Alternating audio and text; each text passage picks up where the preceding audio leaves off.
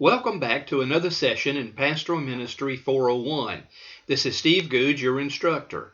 This class is provided for you by Fruitland Baptist Bible College. Today we will talk about the stages of illness. You will learn the 5 stages of illness, and then what a minister can do in each stage. Now let's get started on this brief presentation. On this slide, we will look at the first 3 stages of illness, and then we'll cover the last 2 on the next slide. Number 1 is the private stage. This is that period where only the individual knows that something is wrong. They may wrestle with this for weeks or maybe even months. It's a time that they internalize their feelings and do not share it with anyone else. They suffer in private. This can be a very difficult time in a person's life, for they're trying to determine, what should I do next? How should I do it? Who should I bring into the conversation? That leads to the second stage, which is the public stage. During this time, the individual begins to tell family members, friends, and perhaps a minister. The minister will find out at this public stage only if the relationship between the patient and the minister is strong. If the minister has not paid the price for developing a strong personal commitment and relationship and trust with the individual, then he will hear it probably from someone else that is in the circle of friendship or family of the patient.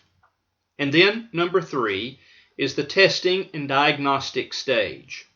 At this point, the patient makes a contact with a physician, maybe a psychiatrist or a counselor. It's at this stage that they begin to determine what really is wrong. The individual will share their symptoms with the physician, psychiatrist, or counselor, and then that professional will move from that point usually to doing testing. And following the testing, a diagnosis can be made. Now, on the next slide, we will talk about the treatment stage. After an individual moves from the private stage to the public stage and then to the testing and diagnosis stage, they're ready for the treatment stage. A diagnosis has been made, and now they move into that place where they begin to treat the illness. At this point, anxiety may be relieved. The person may discover that their illness is not nearly as serious as they originally thought. Stress may be relieved at this point, and they may have great hope that everything's going to be okay. However, there may not be hope in the power of the treatment. The extent of their illness may be so severe that no treatment can really help them, and they now have reached the point of not having their anxiety relieved, and now it is even higher than it has ever been before. And then a third consideration in the treatment stage is the treatment may be very painful. You have, no doubt, walked with individuals in your own family or in your church who have experienced treatment for cancer. The statement is sometimes made that the cure is worse than the disease. Treatment can be very painful. It can be embarrassing and humiliating, as one sometimes loses their hair in cancer treatment, or radiation begins to burn their skin and their body, or the chemotherapy that they are taking causes them to lose muscular strength, and it is very painful for them to go through the treatments that they are experiencing. So the treatment stage is not necessarily a good place to be. And now on the next slide, we will look at number 5. The recovery stage. We have now reached the 5th stage of an illness, and that is the recovery stage. The recovery stage is a place where there may be anxiety about letting go of the illness. It's at this place that the individual has to decide, am I going to accept my illness and move on with living, or am I going to allow it to handicap me for the rest of my life? The individual at this point may reach that place in their life that they realize that they are still a whole person. And it is here that they need to recover that sense of their full life. Often there is frustration in living with the limitations from the illness. Perhaps they have lost a limb, or perhaps they've lost some of their vision, or there may be limitations in terms of how far they can travel away from home, or some other consequence of their illness. And it is frustrating to attempt to live with the consequence of one's illness. And then under this recovery stage, the patient may wish to remain handicapped in order to have the care and attention of others. When an individual is sick, the spotlight is certainly focused on them. They are the object of care. They are the individual who is receiving the attention of the medical community and their family and friends. And some find it difficult to leave that place of care and attention. Now, on the next slide, we will talk about how a minister can make an impact upon those individuals, whatever stage of illness they may be going through. What can a minister do in each one of the 5 stages of illness? Well, number 1, at the private stage. You certainly don't know what the illness is, and you don't know the difficulty the person is facing. However, it is at this point that a minister should be praying for his congregation.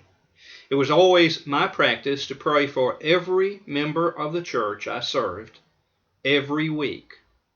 I did that with a specific plan in mind.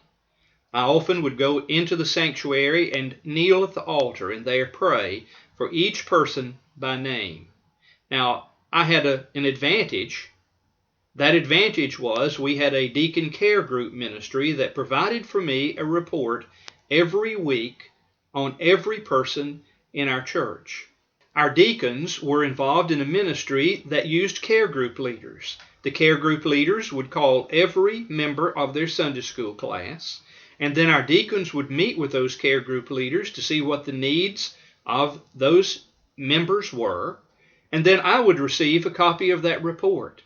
So I was able to pray for the deacon, for the care group leader, and for every person who was on the list of that care group leader. And in this way, I could stand before my congregation and tell them, I prayed for you this week by name. For many of those individuals, there were specific requests, and I would lift those up before the Lord. So I want to encourage you to have a systematic plan where you pray for your congregation. And then number 2, in the public stage, here again is a time of prayer. It's a time of support. It's a time to make your presence felt and to let them know that you love them and you care for them and you're going to be with them long term, if necessary, to help them deal with the illness. Number 3 is the testing and diagnostic stage. During this particular time, prayer certainly is important. Have you seen a repetitive theme? Prayer, prayer, prayer, prayer, prayer. Certainly you'll want to lift up your people in prayer during a time of illness. But during the testing and diagnostic stage, in addition to prayer, you'll want to add comfort and support to this individual and to their family as well. Then the treatment stage, prayer, encouragement, and hope.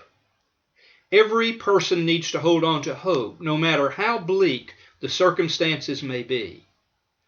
And then during the recovery stage, prayer, and also help the person let go of the illness. By letting go of the illness, I mean to accept their illness, to embrace it, perhaps as a way of life, going forward, living fully as a human being created in the image of God, regardless of the illness and regardless of the circumstances. I pray that God will use you in an effective ministry as you move forward to provide pastoral ministry in a setting where no doubt you will face illnesses, surgeries, and yes, even death.